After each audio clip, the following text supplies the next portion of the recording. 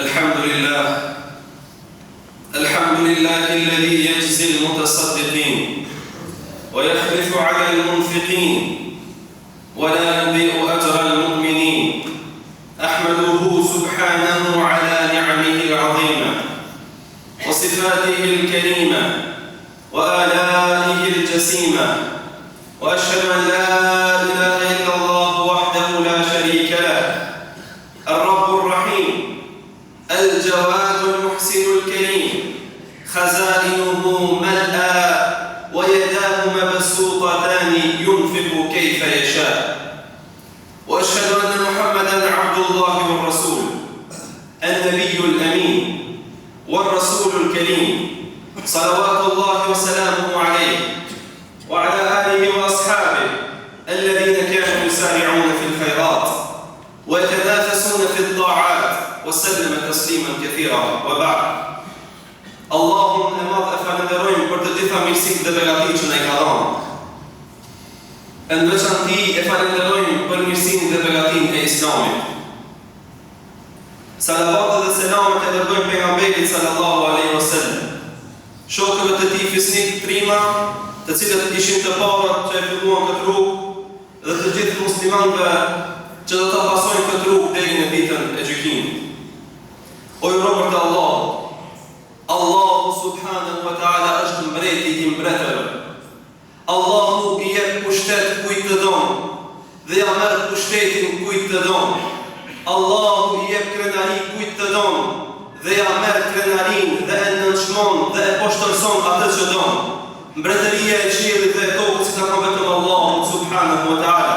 Pushteti është pushteti i tij, toka është toka e tij, qielli është qielli i tij, shpirti është i tij. Ai e vendos në trupat e njerëzve kur ai don dhe e shkul prej trupave të njerëzve kur ai dëshiron. Zemra është e tij, e rrotullon mes dy gishteve të tij ashtu siç Allahu subhanahu wa ta'ala dëshiron. Kënd të don e udhzon dhe kënd të don e le të devijuar. Çdo gjallëz që lëviz në dunjë lëviz me lejen e tij. Nuk ka mundësi që ndonjë gjë të vjen prej drujve vetëm se Allahu ka njohuri për ta. E nuk ka dikush që del lop natën vetëm se Allahu subhanahu wa ta'ala ka njohuri për këtë lop. Nuk ka mbret përveç tij dhe nuk ka të adhuruar që meriton të adhurohet vetëm se Allahu subhanahu wa ta'ala. La ilaha illa Allah. Çdo gjë do të shkatërrohet e vëllezër dhe do të mbetet vetëm fytyra e Allahut subhanahu wa ta'ala. O ju robër të Allahut, që nga dita kur lindi adini i Islamit, pejgamberi sallallahu alaihi wasallam ditën dhe natën nuk u ndal duke i thirrë njerëzit në rrugën e Allahut subhanahu wa ta'ala. Por megjithatë populli i tij nuk e përfilli shumë këtë pejgamber, nuk e deshti shumë këtë pejgamber, se ndoshta ja u prishi pak terezinë e tyre, edhe nuk e pranon. Madje jo vetëm që nuk e kanë pranuar, janë munduar me e sulmu dhe me e maltretu me çdo gjë që i ka ndodhur. E sot nuk ka ndonjë të sprovuar vetëm se pejgamberi sallallahu alaihi wasallam ka qenë më i sprovuar se ai. Nuk e godet në simptomin ndonjë sprovë vetëm se pejgamberi sallallahu alaihi wasallam e ka kaluar këtë sprovë. Madje pa besimtarë të vëllezër dëshiruan që ta ndalin hovin e Islamit, por megjithatë Allahu subhanahu wa ta'ala ka premtuar diçka tjetër në Kur'an. Allahu subhanahu wa ta'ala e ka plotësuar atë që ka dashur. Thotë Allahu në Kur'an: "El-yawma akmaltu lakum dinakum." Unë sot juve u përsosa fen tuaj.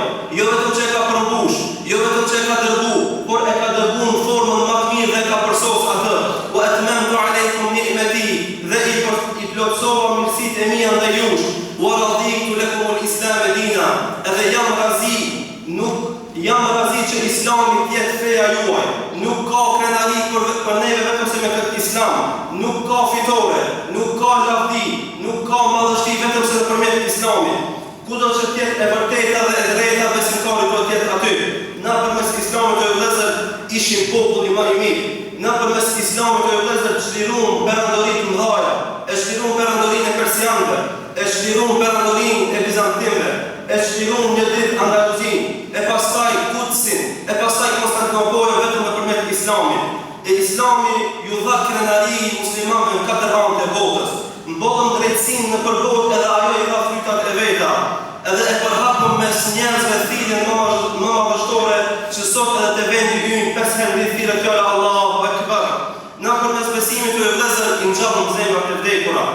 na përmes Islamit i çliron popull, na përmes Kur'anit i edukon brezat në frymën më të mirë, na e përhapëm dritën dhe e zhdukëm errësirën e ignorancës, na përmes moralit i ndriçum jetat e njerëzve, na përmes tauhidit o vëllezër e ngritëm ballën e kokave tona lart dhe nuk pranojmë më u poshtërsu ka shqipërpunja. Pyete historinë se çfarë ka ndodhur. Kush e ka mbrojtur të drejtën e të varfrit kur i humbi e drejta? Kush s'pari herë e ka qujt femrën njeri, e pastaj i ndajti hise, e pastaj e bari në, e pastaj gjendetin komplet e vendosur në këmbët e veta? Kush e ka ndërtu për diturin, kalon, më të madhe? Kush e ka vendosur së bashku fenë edhe jetën? O jo robër të Allahut, na jemi musliman, edhe duhet me qenë krenar që jemi musliman. Nga se Allahu subhanahu wa ta'ala e mbron fenë dhe robrit e tij edhe për të gjithë njerëzit dëshirojnë ta sulmojnë atë. Allahu është mbrojtës jon. Thot Allahu në Kur'an: "Yuriduna liyutfi'u nurallahi bi afwahihim", pa besimtarët dëshirojnë që ta shuajnë dritën e Allahut, pra Islamin. Wallahu mutimmu nurihi walau kariha al-kafirun. E Allahu ka më plotësu dritën e vet, ka më plotësu këtë Islam deri në kiamet, edhe pse krejt pa besimtarët e urrejnë këtë gjë. E sot na e shohim ju vëllezër se në katër anë të botës njerëz me nacionalitete dhe pozita të ndryshme bëhen pjesëtar të këtij dini dhe thënë fjalën la ilaha illallah Muhammedur Rasulullah. Andaj kjo nuk është fe e njerëzve, kjo është fe e Rabbul Alaminit. Bëhuni krenar o ju robër të Allahut se na e kemi një Allah që na mbron ka shpejt vështirësive. Tha Allahu në Kur'an: "Dhalika bi anna Allaha mawla alladhina amanu." Kjo nga se Allahu subhanahu wa ta'ala është mbrojtës, është mbikëqyrës e atyre që kanë besu. Wa anna al-kafirina la mawla lahum. E për qafirat s'kan Allah, pa besimtarët nuk kanë një zot që i mbron. Bëhuni krenar o ju vëllezër me këtë Islam se na e kemi një libër të shkollur që qëndimi e 400 vjet nuk i kanë ndryshuar asnjëherë. Nga se Allahu ka premtuar për rrugën e këtij libri. Ka thënë Allahu në Kur'an: "Inna nahnu nazzalna dhikra wa inna lahu lahafizun." Na e kemi zbritur këtë Kur'an, edhe na për këtë Kur'an kemi pas, na e mbrojmë këtë Kur'an. Bëhuni krenar o ju vëllezër me këtë Islam, nga se ne kemi një të dërguar Muhammedin sallallahu alaihi wasallam, që vetëm momentin kur përmendet emri i tij ditën dhe natën, qielli dhe toka dridhet me përmendjen e këtij emri kaq madhështor, sallallahu alaihi wasallam. Bëhuni krenar me këtë Islam o ju vëllezër se ne na bit Omerit radiallahu anhu që tha: "Nahnu qawmun a'azzana Allahu bil Islam, fa mahma btaghayna al-izzata bighayrihi adallana Allah."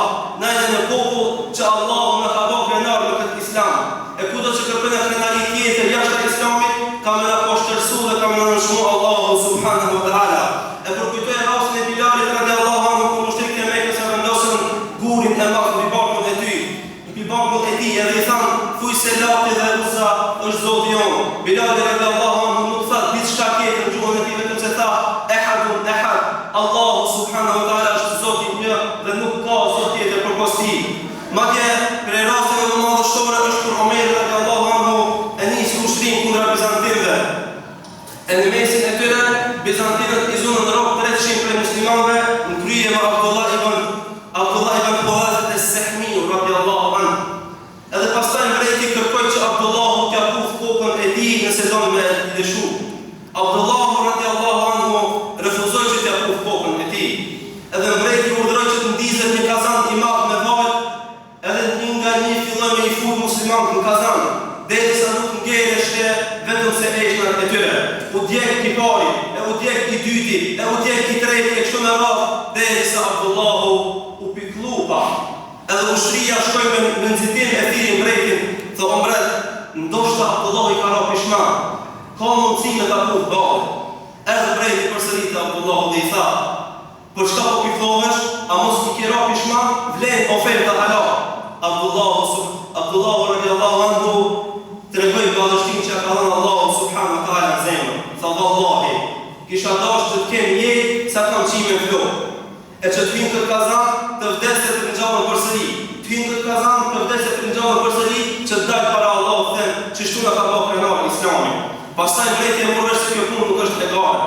Tha: "Atëherë ma puf kokën mu, kam e t'i lëshu ty edhe 100 musliman." Përsëri Abdullahu refuzoi. Tha: "Puf ma kokën, kam e t'i lëshu me krejt musliman që i kam zonë rrok."